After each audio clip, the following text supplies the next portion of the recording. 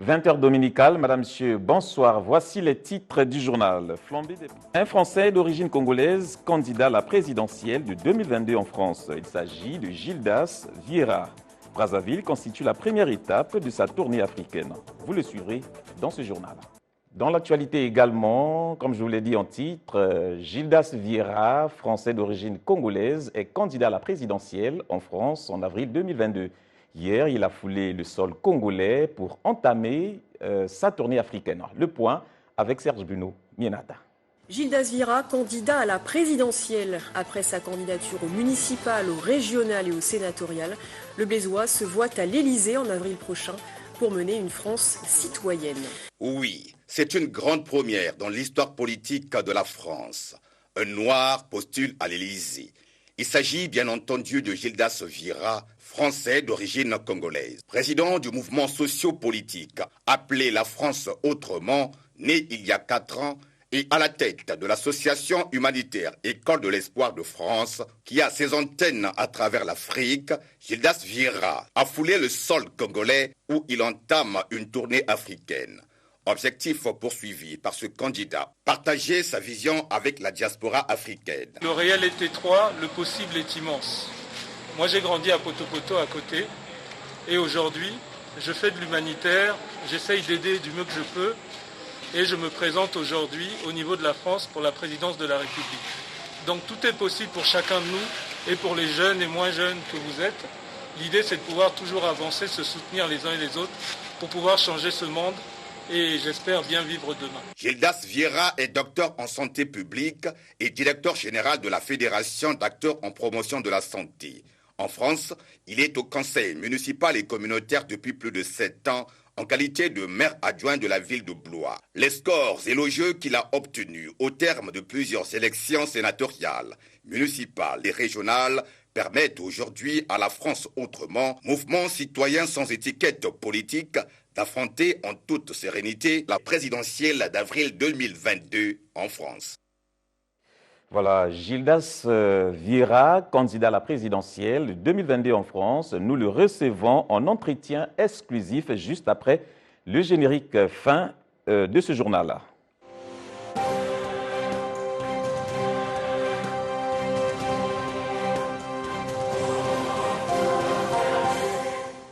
Madame, Monsieur, rebonsoir. Comme annoncé, nous recevons en entretien exclusif Monsieur Gildas Vieira, candidat à l'élection présidentielle de 2022 en France. Avec lui, nous allons parler de sa tournée africaine. Bonsoir, Monsieur Vieira. Bonsoir, Monsieur Andaï. Vous êtes candidat à la présidentielle en France et vous entamez une tournée africaine par Brazzaville. Quel est le but de cette tournée? Tout d'abord, il faut dire que Brazzaville, c'est ma ville de naissance. Donc l'heure est grave aujourd'hui et je ne viens pas complètement ici par hasard.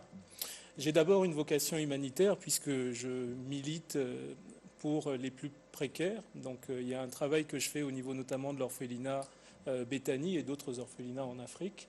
Et puis je milite pour la promotion de la santé qui est mon métier puisque je suis docteur en santé publique. Et donc je viens aussi faire des conférences aussi bien au Congo que dans d'autres pays, comme je l'ai toujours fait, notamment durant des périodes de pandémie, comme je l'ai fait donc en Guinée, dans la période d'Ebola, au Congo plusieurs fois déjà, et je reviens pour ça aussi. Mais aujourd'hui, il y a une occasion très particulière. Laquelle? Laquelle, c'est que je pense que l'heure est grave. Avoir un visage tel que le mien aujourd'hui à la télévision, en train de vous dire très solennellement que je souhaite être le prochain président de la République française, je pense que c'est quelque chose d'inédit. Et l'idée, c'est vraiment de pouvoir rassembler autour de moi des personnes de tous bords pour pouvoir arriver véritablement à changer les choses. Pourquoi une tournée africaine alors quand on sait que ce ne sont pas les Africains qui vont voter pour vous? Mais bien sûr que si, parce que les Africains de la diaspora aujourd'hui restent des Africains avec des nationalités françaises pour beaucoup, et ils sont actuellement, entre autres, au Congo. Et au Congo, on a aussi des personnes qui sont simplement en train de travailler ici et qui sont français. C'est ce qu'on appelle des expatriés, par exemple. Donc voilà, c'est un certain nombre de personnes qu'il faut toucher. Ce sont des personnes qui votent en France, ce sont des personnes qui appartiennent à cette communauté internationale, qui vivent en France et que j'ai envie de toucher parce qu'on a beaucoup de choses à se dire. On a beaucoup de choses à se dire, excusez-moi, je vais rester un petit peu plus lent, sur des sujets de fond. Et ces sujets de fond, j'oserais les aborder. C'est la question du franc CFA, il va falloir en parler. Il y a la question de l'immigration, il va falloir en parler. Il y a la question de la dette africaine, plus globalement, il va falloir en parler. Et s'il y a une personne qui peut rassembler les peuples, qui peut discuter de ces questions, et qui est ici pour pouvoir traiter de paix, pour pouvoir traiter du fait que chacun, en précarité ou pas, puisse avoir à manger dans son assiette, et qui puisse parler de santé, je pense que je suis cette pierre angulaire. Monsieur Vieira, c'est une grande première dans l'histoire politique de la France de voir un noir briguer la magistrature suprême. N'avez-vous pas peur quand on sait que le paysage politique français a ses caprices ? Comme tous les paysages politiques, mais les temps évoluent, vous savez. On a pu avoir d'autres personnes de couleurs, comme on dit, ou de différentes couleurs, en tout cas dans le monde. On est dans un monde globalisé. Vous savez, le 29 août 1963, Martin Luther King tenait son fameux discours « I have a dream ». Et aujourd'hui, moi j'ai envie de dire qu'on vit dans un monde globalisé où on ne doit pas regarder la couleur de peau et on doit regarder le parcours des personnes. Je reste un homme, comme je l'ai dit, de paix, qui a un parcours dans la santé publique et qui a une parole. Lorsque je donne une parole, je tiens cette parole et je fais avancer les choses. Et sur cette parole aujourd'hui que je veux donner aux Français, de l'étranger ou pas, de la diaspora ou pas, la parole que je veux donner, c'est qu'aujourd'hui, je tiens à la réconciliation des peuples, mais surtout, je tiens à redonner la parole au peuple. Ça va être la thématique et véritablement le slogan de la campagne, c'est la parole aux citoyens, mais aussi le pouvoir aux citoyens. Et ça, j'y tiens. Je ne m'engage pas sur plusieurs mandats. L'idée, c'est de pouvoir faire un mandat, mais un mandat où on va se battre sur toutes ces questions. Donc, je les cite donc. Il y a les questions de la France-Afrique, forcément. Et là, il faut quelqu'un qui ait le courage de mettre véritablement le pied dans la poudrière, entre guillemets, et puis redonner un certain élan pacifique, parce qu'on en a besoin. C'est des questions économiques de fond, et je suis prêt à en débattre bientôt, je l'espère, avec certaines personnes.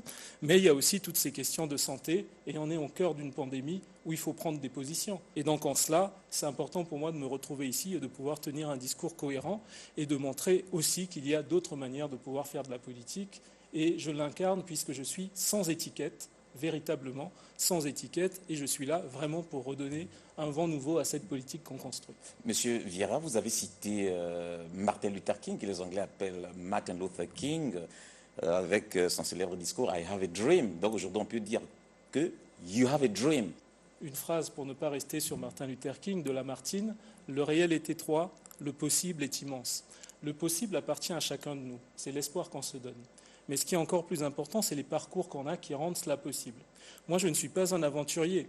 Si je me présente à l'élection présidentielle aujourd'hui, c'est parce que j'ai subi, comme certains, plusieurs autres élections, et certains avec succès.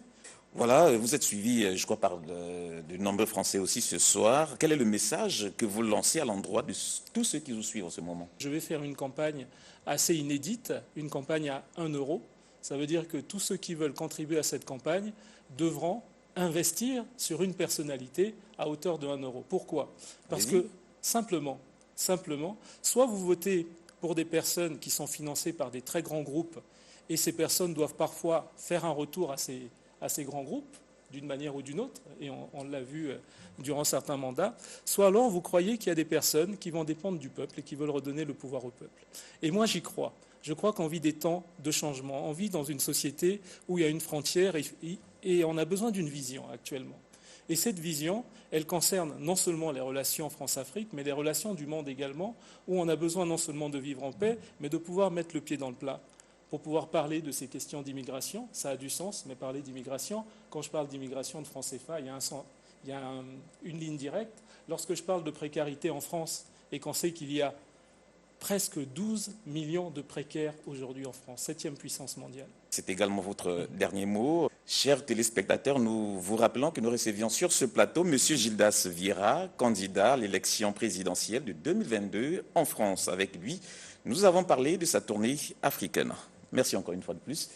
Au revoir.